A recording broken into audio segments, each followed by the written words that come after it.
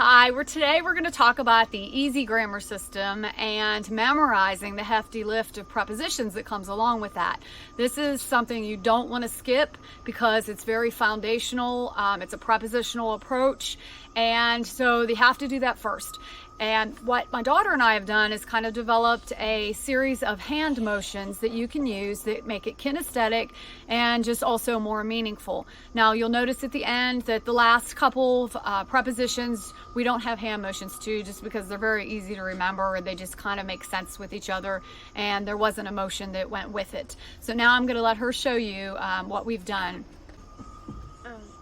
Aboard, about, above, across, after, against, along, amid, among, around, at, atop, before, behind, below, beneath, beside, between, beyond, but, by, concerning, down, during, except, for, from, in, inside, into, like, near, of, off, on, onto, out, outside, over, past, regarding, since, through, throughout, to, toward, under, underneath, until, unto, with, up, upon, with, within, without.